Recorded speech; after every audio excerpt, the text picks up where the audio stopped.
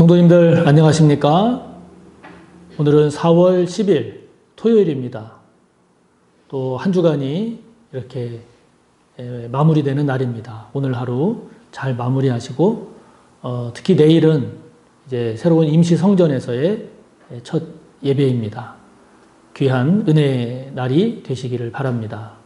오늘 함께 나눌 말씀은요, 역대하 2장 11절에서 18절까지입니다.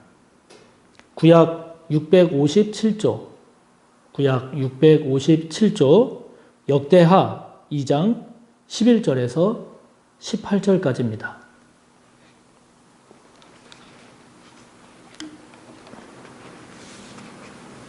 함께 봅니다.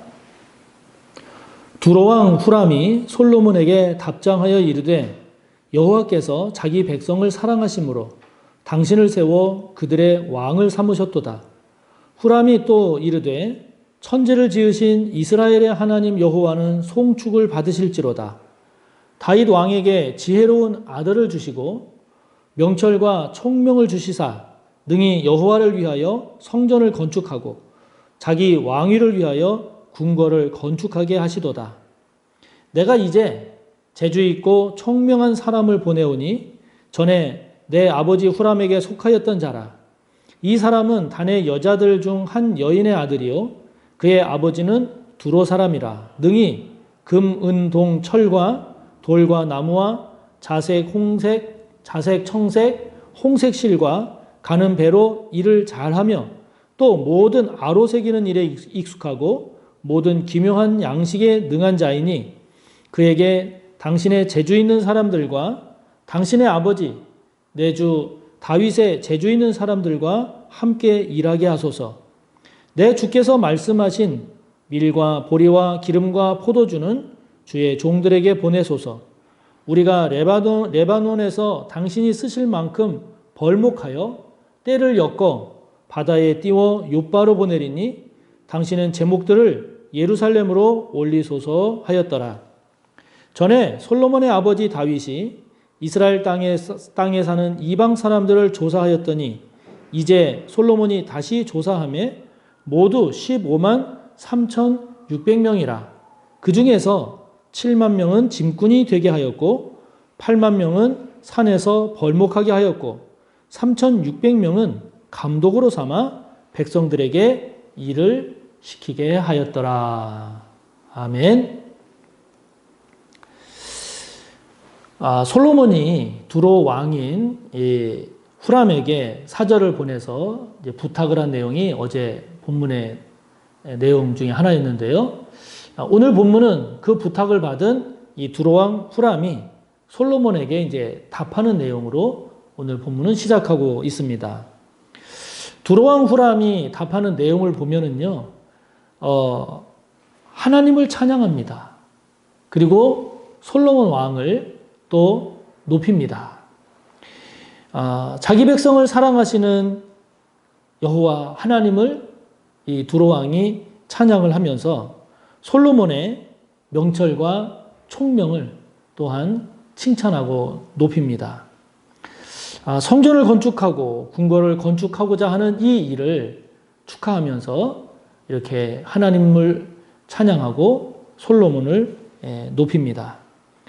그러한 이 두로 왕, 이 두로는 이스라엘 입장에서 보면 이제 외국이란 말이죠. 또 민족으로 따지면 이방인입니다. 이방인인 이러한 이방 나라의 임금도 하나님을 찬양하고 그 하나님을 섬기며 성전을 건축하고 궁궐을 건축하고자 하는 그 솔로몬을 칭찬하고 높이는 그런 내용을 오늘 우리는 보고 있습니다.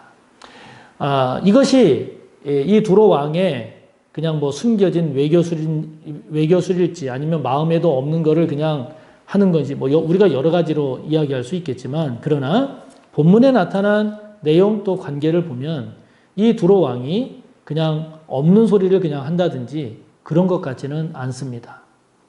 하나님을 섬기지 않는 이방 나라의 임금, 오늘 우리로 말한다면 불신자죠.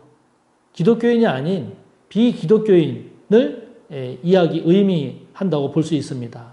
다시 말하면 교회 안 다니는 사람이 비기독교인이 기독교인을 칭찬하는 모습이죠.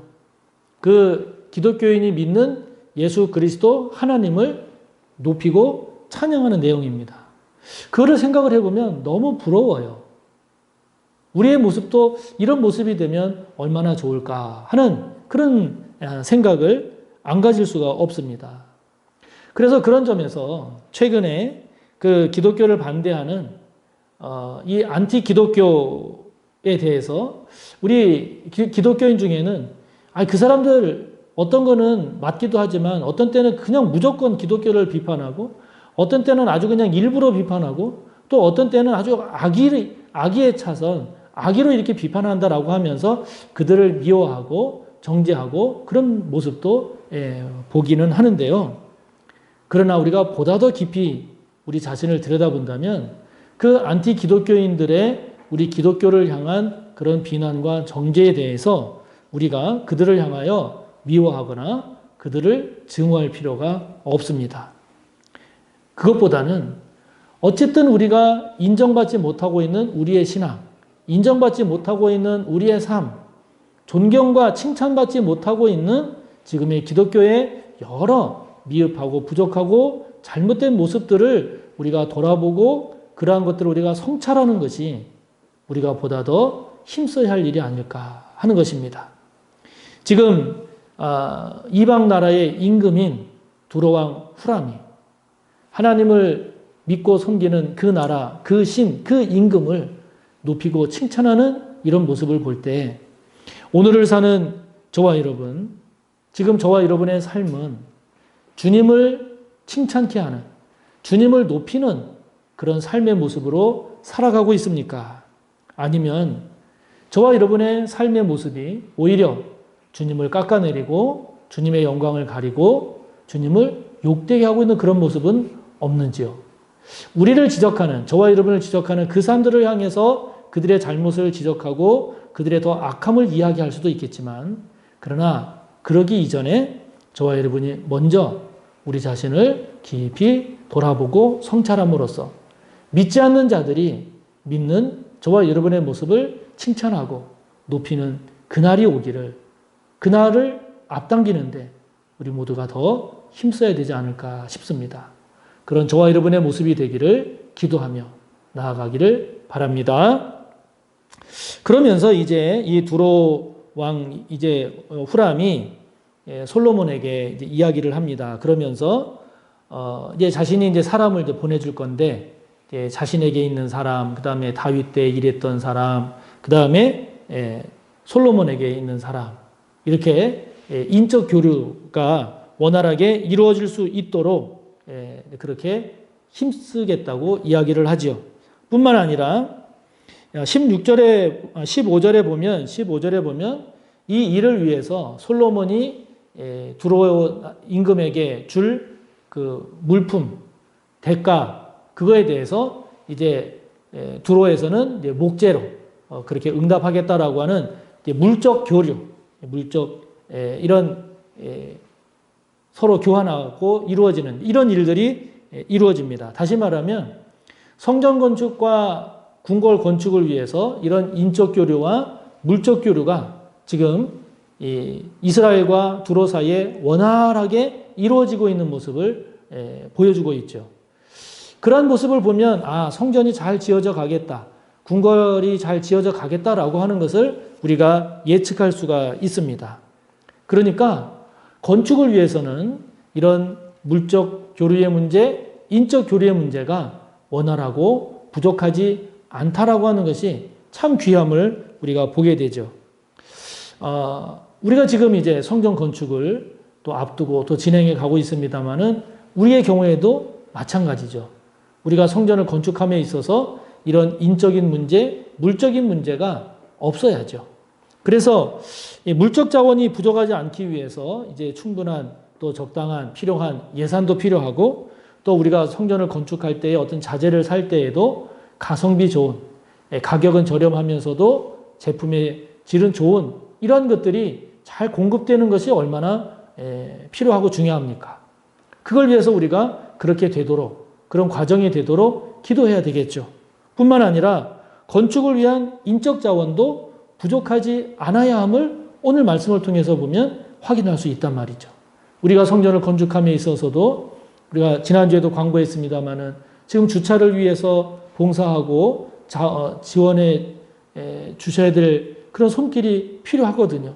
그런 요소요소에 필요한 인적 자원들이 부족하지 않는 것, 주차 문제라든지 뭐 여러 가지 성전 건축에 관련해서 또 필요한 그런 인적 자원들이 부족하지 않은 그런 우리의 건축 여정이 되어야 되지 않겠습니까? 오늘 두로왕 후람과 솔로몬과의 이런 이야기들을 통해서 인적 교류와 물적 교류가 원활하게 잘 진행되는 모습을 보면서 저와 여러분, 우리 교회의 성전 건축의 과정에서도 이런 인적 자원의 문제가, 물적 자원의 문제가 부족하지 않고 원활하게 잘 흘러갈 수 있도록, 준비될 수 있도록 함께 기도하고 관심 갖고 함께 참여해 주시기를 바랍니다. 자, 그런 이 건축의 과정 가운데 이제 17절, 18절을 보면 이 성전과 성전 건축에 참여한 이방인들에 대한 이야기들이 나옵니다. 그래서 다윗이 예전에 이방인들을 조사한 적이 있었는데 솔로몬 때 다시 이방인들을 조사해 봤어요. 그랬더니 모두 15만 3,600명이 조사가 됐는데 그 중에 7만 명은 짐꾼으로서 역할을 감당하게 되고 그리고 8만 명은 산에서 벌목하는 일을 하게 됩니다. 그리고 3,600명은 감독으로 세워서 이제 백성들의 건축에 관련된 일을 감독하고 또 관리하게 되는 이런 일을 하게 됩니다. 즉, 이 내용이 주는 의미는 성전을 건축하고 궁궐을 건축할 때 이방인들도 다 이렇게 참여했다 하는 것이죠. 그래서 이방인들이라고 하는 것이 우리나라도 지금 외국인 노동자들의 문제들이 가끔 이렇게 문제가 되고 사고가 터져서 보도가 되고 있습니다만은 예전에는 더 많았어요. 예전에는 외국인 근로자들이 뭐 임금도 착취당하고 부당한 대우도 받고 억울한 일도 당하고 그런 일들이 참 많았어요. 물론 그들이 우리나라에 또 잘 적응하지 못하거나 또는 이제 또 그들이 잘못하는 경우도 있지만 그러나 어쨌든 지금에 비해서 예전에는 더 많은 그런 문제들이 있었단 말이죠. 그래서 이 이방인들은 어느 나라 가든지 참 소외되기가 쉬워요. 또 무시당하기가 쉽고 또 차별당하기가 쉽고 착취당하기가 쉽고 억압당하기가 쉽단 말이죠. 이방인 입장에서도 보면 그 공동체에 가서 선뜻 나서지를 못한단 말이죠. 눈치 보게 되고 회피하게 되고 그리고 섭섭한 것에 대해서 비난하고 정죄하기가 쉽단 말이죠. 그런데 이런 이방인의 모습이 자칫 우리들에게도 나타날 수 있다 하는 것이죠. 저와 여러분들도 성전 건축이 진행되는 과정 속에 마치 이방인처럼 모르는 척 한다든지 회피한다든지 또는 비난하고 정죄하는 일에만 힘쓴다든지 또는 여러분들이 골고루 함께 해야 되는데 뭐 누구는 누구에 대해서는 신경은 쓰지만 어떤 성도에 대해서는 뭐 신경을 안 쓴다든지 이러한 등등의 모습들이 나타난다라고 하면 우리도 이런 이방인을 통한 잘못된 모습을 보여줄 수 있는 거죠. 바라고 원하기는 저와 여러분 모두가 우리가 성전을 건축해가는 과정에 지금 이 모든 이방인들이 다 그 건축에 참여한 것처럼 저와 여러분들 중에는 이방인들이 없기를 바랍니다. 또 이방인들 같은 그런 의식이 저와 여러분들에게는 없어서 그 누구를 막론하고 모두가 성전 건축에 참여하고 관심 갖고 기도하고 서로 격려하고 하나가 되어서 아름다운 건축의 과정을 함께 잘 걸어가는 저와 여러분이 되기를 바랍니다. 그래서 자원하고 힘쓰고 그리고 기도하고 그리고 서로 격려하는 가운데 아름다운 건축의 과정, 하나님께 영광 돌리는 과정, 그 누구도 소외되지 않고 그 누구도 무시당하지 않고 하나 되어 나가는 아름다운 이 건축의 과정이 되기를 간절히 바랍니다. 함께 나눈 내용 말씀 생각하며 기도하시고 여러분의 기도 이어가십니다. 감사합니다.